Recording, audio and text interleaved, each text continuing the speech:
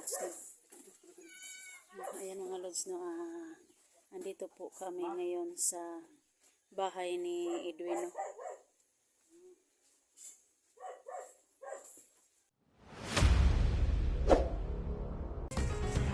Electra Adventure, isang babaeng may misyon sa buhay ang pigilin ang mga bandido. Kaya samahan natin mga lods.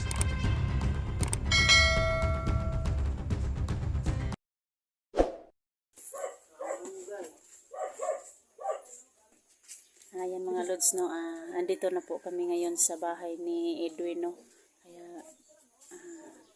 Kaya papasok na po kami dito sa sa loob no. Tuloy ka. Ayan na. Ayan pala yung bahay ni mama ni Edwin no. Ayan yung mama ni Edwin. So, ito yung mama ko. Ganito. Ayan no. Ayan ang bahay ni Edwin no. Ayo may hapon ante. Electra. Ayan yung mama ni Edwin no. Kasama ko po ngayon sila no. Ayan. Dito muna kami ni Edwin no na magpaplano kung paano kami makalabas sa bahay na safety. Ayan dito po.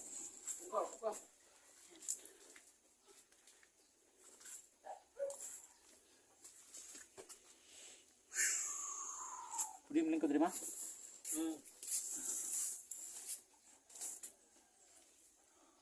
Dito kasi yung unang video ko yung nakaraan. Doon sa likuran may isang bandido na naglalakad. Hindi ko rin siya binaril kasi kapag isip-isip ko na may araw ko yun, yung bago ko pumunta sa inyo. Kapag isip-isip ko ba na kung babarilin ko ba, bulabog din. Pagka marami sila, mabalagay sa talanganin yung buhay ng lahat. Hindi ko binaril. Kaya tama ko yung ginawa ko kasi ngayon hindi pa nagkagulo-gulo rito. Mabuti yun. Kasi pag binaril ko yun, mahirap na. Kailangan talaga ng magandang plano itong lahat ng gagawin natin. Yung idol ko po na nagsabi na mahina pa ako, hindi po mahina yung minsan gamitin natin yung diskarte natin para maiwas ba sa gulo. Hindi naman sa pag mahina yung umiwas sa gulo. Diskarte ho yun. Ang kailangan talaga ng matinding plano na baka kung lulusob ako na mag-isa, baka marami sila. Baka malagay sa piki yung alanganin ng buhay ng mama ko saka ng Electra. Yan po mga lods. Mabuti yun. Pagdating natin dito sa kalsada walang nangyaring mga harang-harang. Parating talaga tayo ng matiwasay. Pero hindi kami nagkampante dito mga lods kasi gabi na. Yung anak mo pinapasok mo sa kwarto? Oo, nandun dyan sa loob. Sige. Kasi tayo natin. Maniniguro tayo. Mahirap naman na sa huli na tayo handa o mag-prepare ba? Mayroong mga kalaban.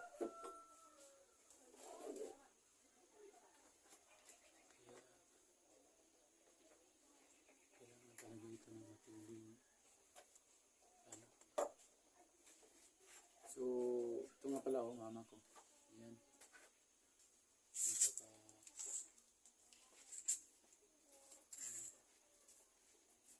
Diyan kayo. Mama.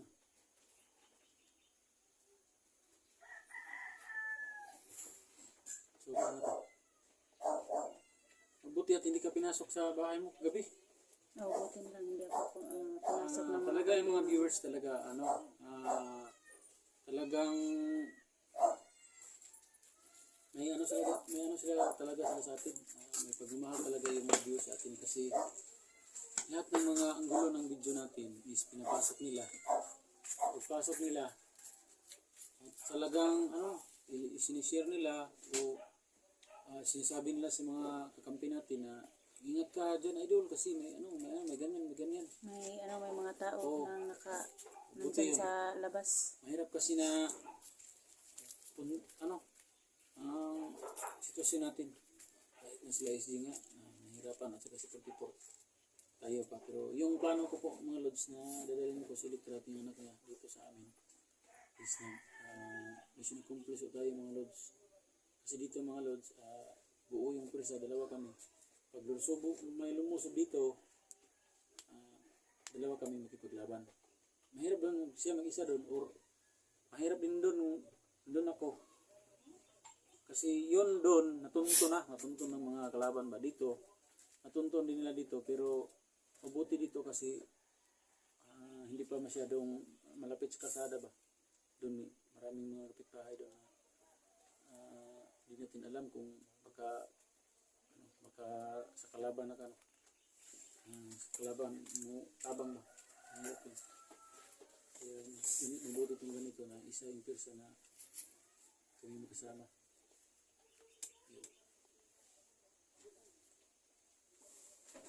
Sige, luto mo sudan mo. Ayan, magulay pa. Yan yung yung mama ni Edwin, no. Magluto daw siya ng hapunan ng magulay daw. Yan dito na prepare na yung mga gulay yun.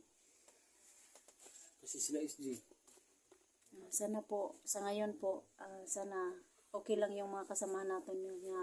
Sa mga lahat ng mga hunters, no, ipag-pray nyo po sa lahat ng okay lang yung mga kasamahan namin. So yun. Mukhang dito mga lods, kung wala namang panganib. Susubukan natin. Mahit na yun. Pumunta tayo dun sa punta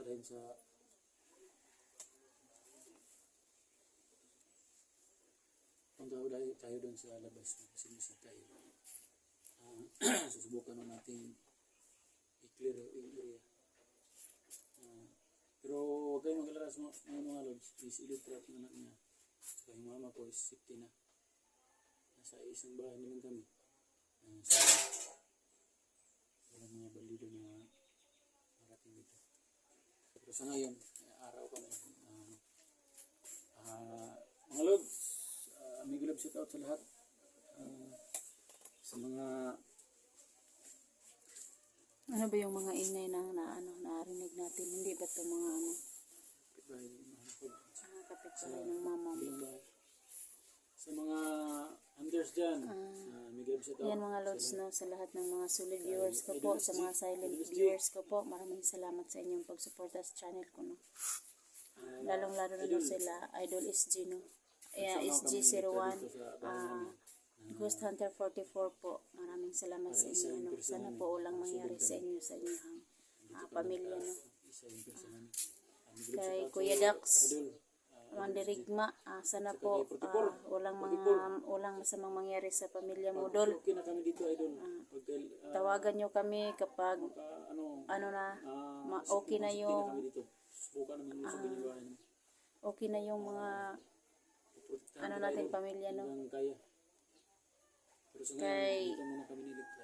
Kay Inday, no, sana si Inday okay lang siya, no.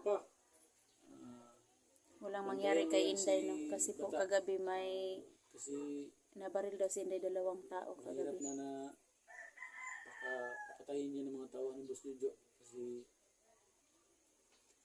nalaman na kumampi sa atin. Siguro yan, papatayin talaga yan si Bata. Kaya bantayan mo Alpa na maigi si Bata. Lahat ng kilos dapat alam mo Alpa. Yun, yung papayo ko si Alpa. At saka Kuya Dax, yung shout out sa iyo, Kuya Dax. Yung pamilya mo ng dakip, pasensya na, Kuya Dax, hindi pa kami Hindi tayo makatulong kay Kuya Dax, no, kasi po tayo din dito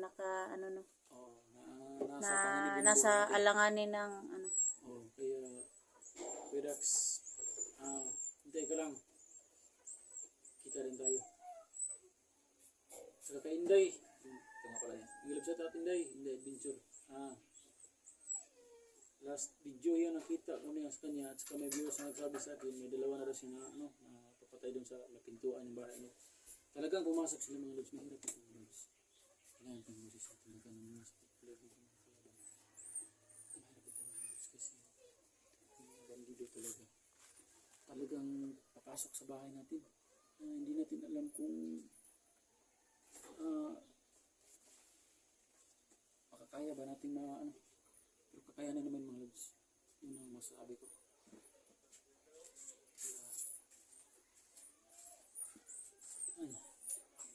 Gusto niyo pa? Nagdalab siya sa lahat. Ito nga pala. Nagpaalam ako kay Idol SG, pwede naman daw isa-shout yung mga malalaking bahay ng mga vlogger ba? Kagaya nila Idol Kuya Bads. Idol Kuya Bads, nagdalab siya sa iyo.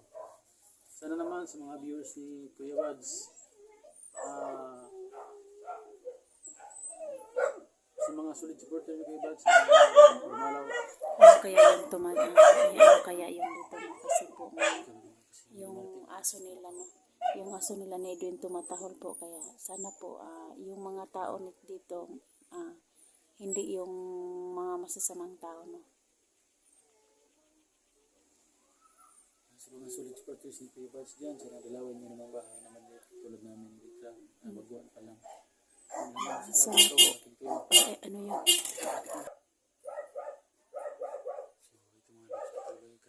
Ito yung mga lods nila.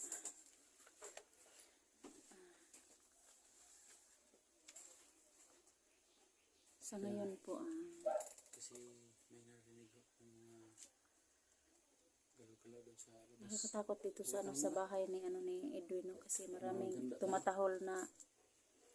tumatahol ditong aso no. Handa tayo.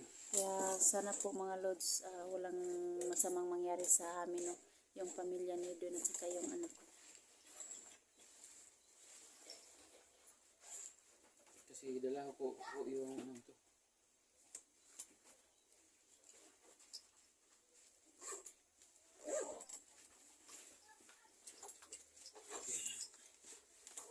Tingnan natin sa labas. Ayan o. Yung namin, mga gamit ko. Yung gamit ko sa bag, inilabas ko na. Ayan, dito po. Pero sa ngayon po, titingnan muna namin sa labas na kung wala ba itong tao.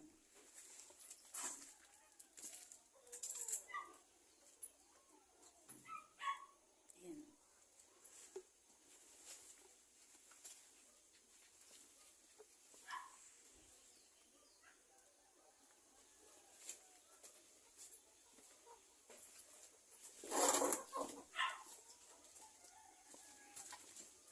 Lods na dito po kami sa labas ng bahay namin.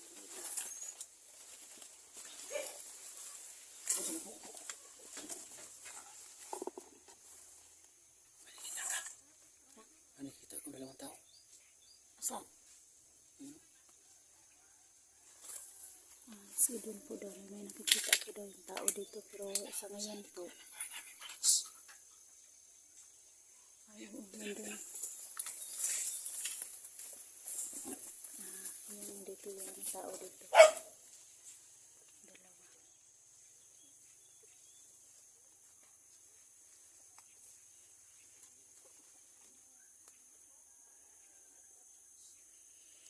Nandito po kami ngayon sa likod ng bahay ni Edwin, kaso may nakita po kami ditong dalawang tao no, na dito tumatayo no. Yung isa yumuyuko. Ano kayang ginagawa dito?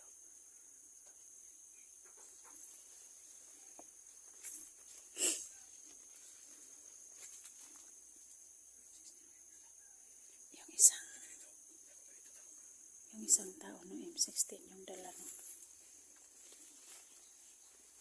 Ayan o, ayan. Nasa malapit lang ang kalaban. Huwag kang maingay.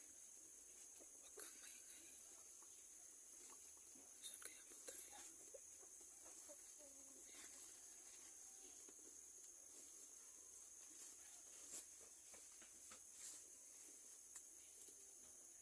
Kanina lang din na nandun po kami sa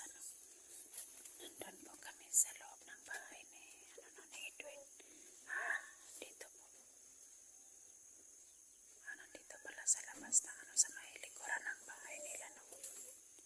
Siguro narinig nila yung usapan namin ni Edwin. Kaya ito mga lods, no? Idol SJ, mag-ingat kayo dyan. 44, mag-ingat kayo dyan sa bahay nyo kasi po dito sa bahay ni Edwin